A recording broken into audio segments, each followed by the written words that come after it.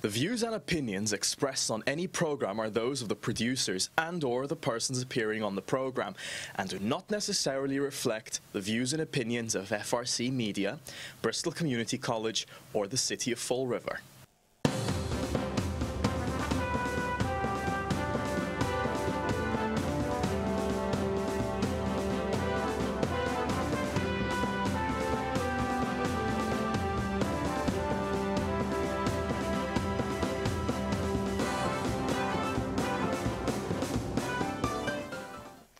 Well, hello. Welcome to Spindle City Straight Talk. I'm Chip. And I'm CJ.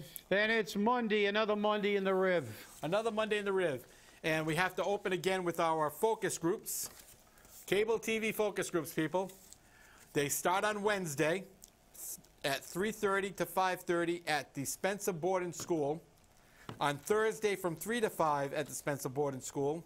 And again on Thursday from 6 to 8 at the Spencer Boarding School. Not only is our station asking you to go and voice your opinion on what Fall River needs, not just on cable, but what Fall River needs in general, and what cable can do to help you attain those goals. So we hope to see you on Wednesday or Thursday at the cable TV focus groups at the Spencer Boarding School. Please make some time out of your day if you value our programming. It's important to us, and it's important to your programming. Now for the news. And the Supreme Court ruled in your favor, Chip. Well, justice is finally served. You can't, it's going to make a lot of bookies unhappy, but the Supreme Court finally said that you can't restrict sports betting just to Nevada and I believe South Dakota or North Dakota, but mostly Las Vegas. And it's a problem. A lot of people do like to engage in a little wagering on sporting events, be it baseball, football, basketball, boxing, MMA. And I happen to be one of them, and especially boxing and MMA. And, you know, it's going to be nice to be able to, maybe you'll see something that you would have bet on and maybe made a few dollars and had the, it enhances the excitement of watching an athletic contest when you got a little bit of money riding on it and you could make a little money and you take a chance. So hey, at least to me, some people, you know, they're adamantly opposed to that. They'd rather buy cigarettes or something or gin. But, you know, that's just my... But it's nice now that you can legally, you know, you'll be able to go to Twin Rivers, Foxwoods, or where the closest available place. Because I'm assuming, since sports betting is a huge money maker, and Las Vegas is going to take a major hit now. I can tell you that. Las Vegas, they're not happy campers because those sports books make a ton of money on. People think, oh, just on a Super Bowl or just on the... No. Every day there are people that are betting on those games. And the only place they can bet on them right now it's going to be... You know, you'll see virtually every casino set up a sports book so they can get a piece of the action. And, you know, I think it's a correct ruling because why should one state have a monopoly or two states have a monopoly? And, you know, it's just not fair. And for people who live on the East Coast like we do, there's nothing even, you know, it would be different if you could drive maybe even an hour to get somewhere to make a bet. So now you'll have it virtually everywhere. So I think it's a, you know. Now we'll be able to drive 5 minutes right across the Tiverton. Yeah, it's about, it'll be like a minute and a half from the gym I go to, so it's gonna, I might be there every day anyway, but you know, I know. Well, according to some estimates, $150 billion a year is bet illegally on sports events. Yeah.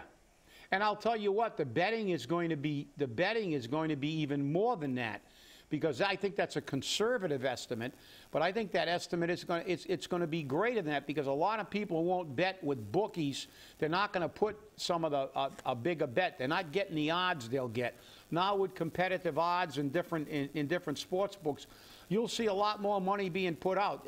Like I said, it's an extremely lucrative you know, endeavor. I mean, sports books bring in a lot of money to those casinos. It's kind of a hidden, you know, people think about slot machines and things like this that generate money. But I'll tell you what, the sports books make them a lot of money because the way the system is set up, they put in a VIG or a vigorish where, you know, a lot of people don't realize that. There's only probably one place in a casino that you actually get, the casino doesn't make money even when you win. That's the odds bet behind the line on a craps table. You get true dice odds. Everywhere else on every bet you ever make, there's a VIG. It's called a vigorish. And what they do is they put in a factor. Like, for example, I'll give you a quick one on a crap table. The real odds on throwing a 12 is 35 to 1. The casino pays you 30 to 1. So they're making money even when they lose. Not a lot, but they're not taking the full hit like you do when you lose. And when you balance those VIGs out on the winning and losing side, yeah, they can lose, but they don't lose a heck of a lot. That's why they got high-paid odds makers. But, you know, there are people actually making a living on sports betting out in Vegas. Oh, yeah, there's no question about it. You know, they're dragging enough money to make a living on sports betting. So this, you know, if you're anti-gambling, well, so be it. You know, I'm anti-idiocy. So, you know, I feel that if you're 21 and you're paying your own bills, well, you know, that's the way it is. Yep. Well, this ruling from the Supreme Court strikes down the 1992 Professional and Amateur Sports Protection Act, which barred all that sports gaming, whether it be amateur or professional. Yep. Now, the gates are open. The floodgates have opened. Here it comes. Yep. And with the casino opening in Tiverton, I'm quite sure they're going to have a sports bet book at that casino as well. I'll be betting on one of the fights coming up. And the other thing too is, you know, which is something that I think people are going to understand around here, because these sport books are going to be opening in the local casinos, those games, those matches are going to be broadcast in those casinos because people want to see them.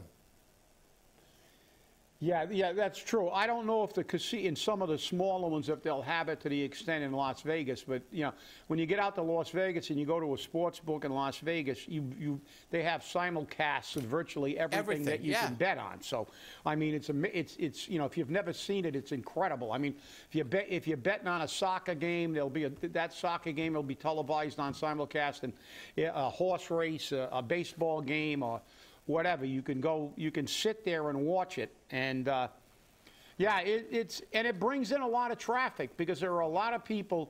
Sports books are kind of like the anchor stores in a mall.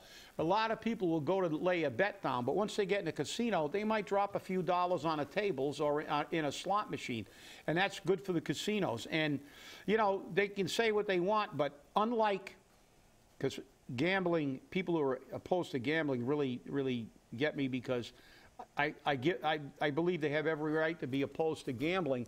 But if you're really, truly, fundamentally opposed to gambling, you should be picketing every variety store in Fall River. I was going to say the same thing. Because, you know, you can go to a casino and lose all your money, but you can go down to the corner store and spend your entire paycheck on scratch tickets and Powerball tickets, but nobody says anything. And what do you get out of that? Nothing. At least when you have an operating casino, you have jobs, you know, and you have they pay mega tax. Not unlike a mom and pop store, because the reality is, and actually most casinos contribute to Gamblers Anonymous, and they have programs to combat gambling addictions. They don't have that at your corner store. You can go down there and spend all your money for the rest of your life on scratch tickets, and you know, the corner store pays a few dollars in taxes and provides maybe 1 or 2 jobs, but you're opposed to a casino that's going to bring hundreds of jobs in and pay millions of dollars in taxes. I just can't see the logic in it. But I could see the logic if you show me a person that's walking up and down getting out there trying to repeal the Massachusetts state lottery, trying to repeal the sale of any kind of gambling, well, then I'd say, okay, I respect that he truly is opposed to gambling. But these people who say they're only opposed to casino gambling, well, it'll bring in a bad element. You know, it's actually safer. Most major casinos pay into their fire and police protection in their communities, and they enhance that protection tremendously. Actually, the safest place to be in Las Vegas is in a major casino. I mean, even their security guards are carrying weapons. So, you know, out in the parking lot, you know, then you got a problem. But I'll tell you, hey, it is what it is. So this is going to be a big boon, I think, to you know, the local casinos. It'll help them, and you know, they'll pay more taxes, and I'll know where to find you on big matches. And people who like to gamble a little bit, as you know, and control themselves. I know where to find you on the days of the big matches. That's right. You'll know where to find me. Just like in July, I'll be taking a little sabbatical from here to go out to watch the Stipe Miocic, Daniel Cormier UFC fight in July. So, and I will be watching that fight and putting a little money on it. So, but hey, it's you know, it's nice once in a while to see you know, to see a ruling that actually can help to a degree, because as I said, more revenue into the casinos means more taxes to their communities, and so it's an enhancement. So, all right, next. Speaking of enhancements or the lack thereof, there was a rally this weekend over in front of Phillips. Yeah. And every politician, not like it's an election year, was there calling them down for what they supported. The rally of the duplicitous demagogues. Yes. All the politicians whining about this, and you know, I guess the Democrats, that they were all the Democrats there. They're all Democrats. I guess they forgot who pushed the NAFTA agreement. Yeah, exactly. And who put the other one, the GAF or whatever the hell it was. It started with a G. All these tax, you know, all these incentives and they use the absurd. And I talked about it even when they did that, how absurd it was. Because what they were doing is they say they're against big business and corporate greed, but they take their money and they're full of crap, as usual. They're politicians. They're the cause. Because you know what they said about NAFTA? They said this is going to help balance. It's not going to really hurt the American worker. What it's going to do is it may lower their wages a little bit, but it'll elevate the wages in Mexico. Horse patootie. It didn't do it. It's been around for decades now, and all it's done is allow big business to move to these third world countries where they're still paying peanuts. And if anybody wants it, I've still got a book that was written about 60 years ago that predicted this kind of stuff. It was a book about how the multinational banks had a plan to create a universal wage to be able to bring down, not up, not elevate as they try to give you the propaganda, but bring the wages down. So basically, you would have two classes of people in the world, the rich people and the poor people, like it was in the Middle Ages. You were a serf. You know, you were a quarter of a step above a slave. And this is what they wanted. And it really kills me when I see these people talking about this and making you know, talking about corporate greed when they enhances. And then, of course, our mayor. The game in America is rigged against all of us here. Mayor Jazel Correa II, who accused Phillips of fattening its bottom line at the expense of laying off its workers. Well, you know, Mr. Mayor, the city of Fall River is rigged against the average working man because you're increasing your bottom line so you can give all your friends massive pay raises by never-ending tax and fee increases with a total disregard for the fact that the average person in Fall River makes $22,000. We keep saying it over and over again, but then every other week we read in the paper when you give somebody a pay raise of $20,000 or $40,000. I'm bringing them up to what they would be paid. Where? In Boston? Well, are the people who work with special eds kids in the school department whose contract is being held up, a 3-year contract for $81,000 for about 12 people? Are you bringing them up? Last time I checked, they still didn't have a contract because you said $81,000 was too much to pay these people who are probably the lowest paid in the Commonwealth.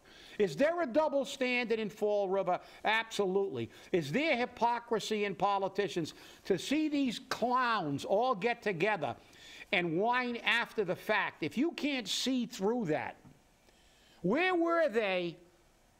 Where were they when all the other plants closed? They were there after they closed, whining again, but they still allow it. And they're going to blame it on the Republicans. Well, guess what? This whole fiasco started with these NAFTA agreements and NAFTA-type agreements. When we allowed, under the other propaganda that this was going to help people in Mexico, well, guess what? They're still working for $15 a week, and 50% of them are trying to climb over the wall to get here. That's how low their wages are, to go pick grapes or go pick tomatoes for sub-minimum wage. I prefer cucumbers. Yeah, or whatever. You know, so, I mean, look, it's like, you know, we read an article by Mark a week or so ago about, you know, you have to sometimes at least grasp a little bit of reality. Right. I mean, this again it's such total, you know, it's just saber rattling and posturing. It's after the fact. You think that company gives two craps about what you're saying here, waving you? They don't care.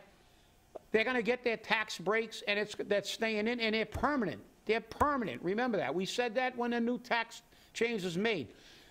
The breaks for corporations were permanent. The ones for the taxpayers are temporary, and they have a sunset date. And guess what? I mean, and now we're going to cry. We created this. Our politicians who are still allowing your pharmaceutical, you to be raped by the pharmaceutical companies. All they do is, this is what they do.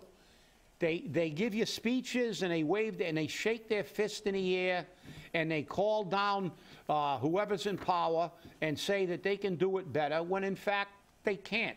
They were in power once too.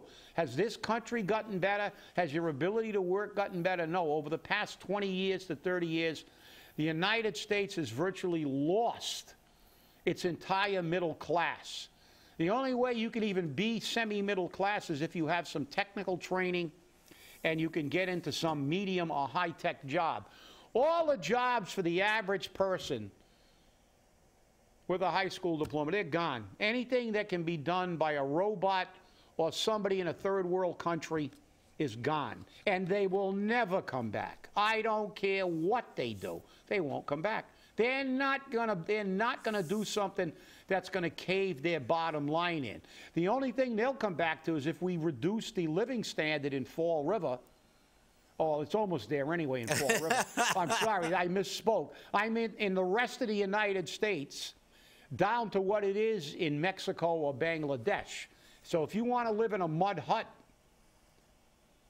you know, well, and work for $15 a week, we're going to have to get the supermarkets and the electric light company and everybody else to reduce their rates to like $2 a month for electricity, and then you'll get it maybe from 8 to 2, and then from 4 to 6, and it'll go out like it does in some countries.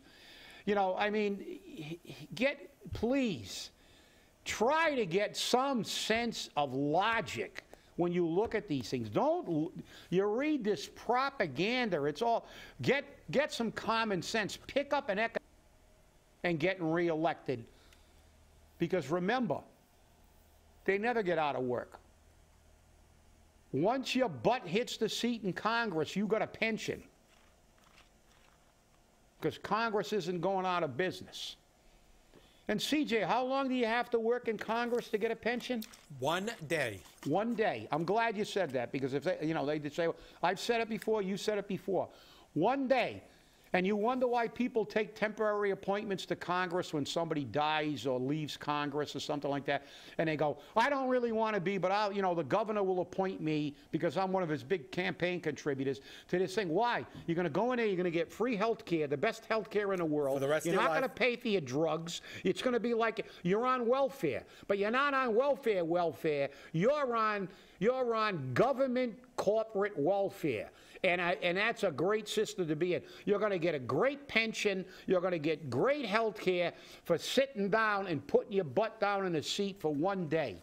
Isn't that a wonderful thing? And oh, by the way, you're exempt from the laws that you pass. That's they right. They have their own laws. A lot of people don't know that either.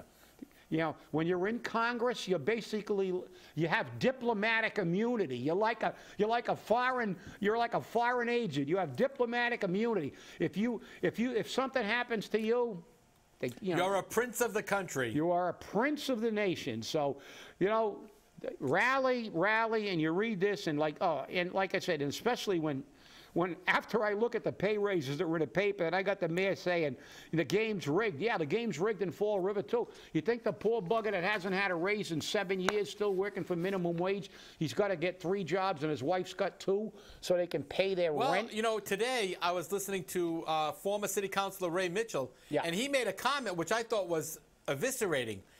He said that there are some city employees who are on food stamps. Oh, yeah.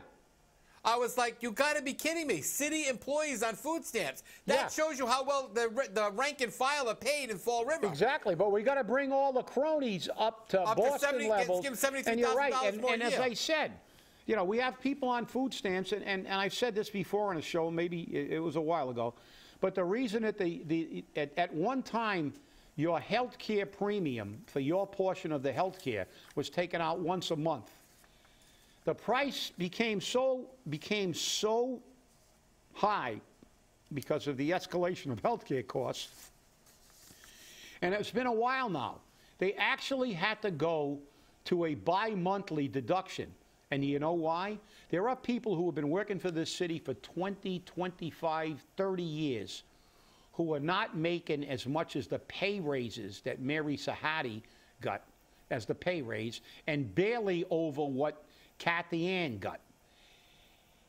And they're making peanuts because you know what they are? They're just regular workers. They're not the campaign manager's sister's friend. They're not, the campaign manager herself or the assistant campaign manager. Or the campaign manager's niece. Or the old high school chum. Or the sign holder.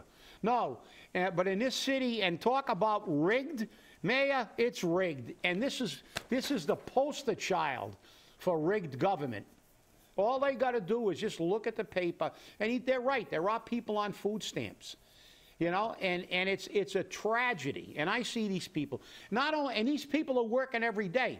It's bad enough that 60% of the retirees in Fall River are living on a retirement of less than $25,000 a year. That's a travesty. But remember, the retirees, they can get a big raise if they get it every year. $360 is the maximum they can get a year. That's less than $1 a day before taxes. So you wonder why people who make the unfortunate error of living too long have no money? It's because their pension, it would take them 100 years to get what most of these cronies have gotten for a pay raise within 6 months of employment. I hear you. It's a travesty. It reminds me of stories I used to see when I was in Florida. Channel 2 in Florida used to run a story every year, right in the middle of tourist season in the summer, about Disney employees receiving food stamps. Yeah. Well, maybe they should start running that story here in Fall River. City employees receiving food stamps. Well, and we can see them using their EBT card at Stop and Shop, And it's true. And I'll tell you what, there are city employees who are barely making, they're barely making it. They're getting food stamps. And when they pay their health care premium biweekly, when they get paid now, it puts a tremendous dent. They don't have a lot of take-home pay. You know, I know a case of someone who had to retire due to non-job related health issues, and it was a tragedy. Worked almost 25 years in the city of Fall River, but got a non-service connected disability pension, and she gets virtually nothing. I mean, she can barely live. She's qualified for fuel assistance, everything. She's, you know, I mean, she's not even making $15,000 a year. It's kind of sad, isn't it? And she can't really work because she's got tremendous health problems. So you talk about inequities, the playing field stacked against the worker, and, you know, for the mayor to say that is to me the height of hypocrisy. And remember, they're also not eligible for Social Security. That's right. That's right. And now they're so sick, most of them, that they can't go out and get a job and build up their quarters because too late. Right. Too late. So Saturday, now that we're starting to run out of time here, boy, two stories took up, 90% of the show. Saturday they had a Bienvenido Puerto Rico in Fall River over at the Cuss Middle School. They're welcoming them with open arms. Now, some people are upset about that a little bit, saying, hey, when I came to this country, they didn't say, you know, welcome to the Portuguese community. They didn't say welcome to the Lebanese community. They didn't say welcome to the Irish community.